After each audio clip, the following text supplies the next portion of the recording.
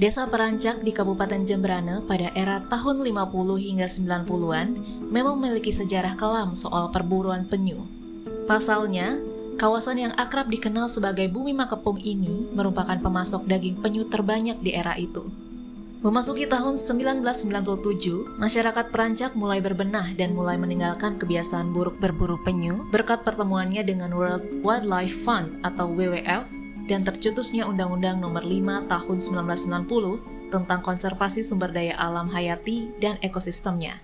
Di samping itu, rasa berdosa yang amat besar juga melandasi komitmen untuk membangun sebuah pondok konservasi yang diberi nama Kurma Asih. Wayan Anom Astika Jaya selaku ketua kelompok Kurma Asih berkisah bahwa Kurma Asih tidak serta-merta ada, melainkan melalui proses yang panjang. Asih itu sayang, kurma itu penyu. Jadi kelompok penyayang penyu, kurang lebihnya begitu. Kurma Asih itu berangkat dari sebuah keprihatinan. Jadi tuduhan alamat yang ke Bali umumnya itu selalu negatif karena Bali merupakan pengkonsumsi penyu yang paling tinggi. Salah satu pemasok penyu yang ada di Bali itu adalah Perancak. Bapak saya almarhum dan teman-temannya dan kawan-kawannya adalah mantan-mantan pemburu penyu. Dia punya kelompok dan ini paling eksis kelompoknya. Dari tahun 50-an itu sampai tahun 90 itu nggak berhenti, memang dia spesialis memburu penyu. Jadi nggak ada ampun. Penyu yang naik ke darat itu lebih gampang, tinggal ngebalikin doang langsung dibawa pulang. Jadi penyu kawin pun dihajar, nggak ada ampun.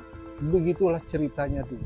Meski demikian, pria yang akrab disapa Pak Anom ini tetap berkomitmen menyelamatkan ekosistem penyu bahkan merangkul masyarakat sekitar dan lembaga-lembaga untuk bekerja sama. Kenapa saya sebut WWF itu ada historinya panjang.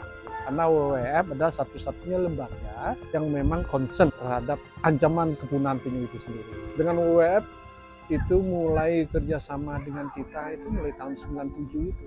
Melatar belakangi itulah karena Bali merupakan destinasi dunia, tapi sisi lain dia pusat pembantian penyu. Citizen Jurnalis juga sempat bertanya ke beberapa warga sekitar mengenai bagaimana pandangan mereka terhadap penyu saat ini di Desa Perancak. Wayan Puja, Masih Perancak ya. Kalau sedikit sering masih ada yang konsumsi penyu atau Udah ada pernah, nggak berani sekarang. nggak berani? Oh, iya. Sekarang ada undang-undang tuh sekarang. Oh gitu. Nggak berani sekarang. Nah terus kalau ada penyu yang bertelur, Kenten diapain sama Ya masyarakat? ambil telurnya dulu, ininya di ke laut, baru dijual telur. Dijual. Dijual telurnya. Masih jual telur. Masih jual telur. Bawa- Ya penangkaran itu ya, Oh, penangkaran. Oh dijualnya kan? Oh ya, ya. Tapi biji 1.200 loh. Dulu pernah apa gitu? Kalau dulu udah ada undang-undang sering sampai jam segini baru dipotong. Bapaknya dulu pernah gitu? Tidak, berarti kakek saya pernah. Kakeknya. Pada tahun 2000-an, Pondok Kurma Asih sempat tergerus abrasi hingga menghanyutkan 15 sarang penyu. Hal ini membuat Kurma Asih memutar otak agar para penyu bisa tetap berkembang biak dengan tenang.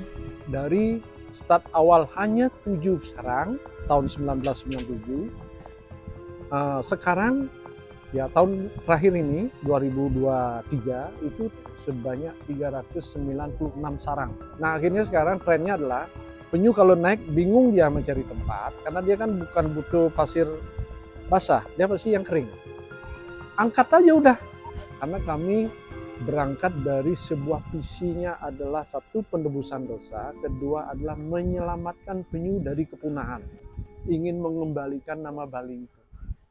Saya punya anak, saya punya keturunan, dia harus tahu penyu. Dan itu akan pasti berdampak. Makanya Kurma Asih bisa bertahan sampai 25 tahun karena dia komitmennya kuat. Kurma Asih melalui Pak Anom memiliki harapan besar agar Kurma Asih dapat dijadikan satu-satunya pusat konservasi dan edukasi pelestarian penyu maupun lingkungan. Kesadaran masyarakat juga perlu ditingkatkan untuk tetap menjaga kebersihan lingkungan. Tidak lupa, ia juga berharap agar pemerintah kiranya membuat peraturan terkait habitat peneluran penyu agar lebih banyak lagi penyu yang terselamatkan.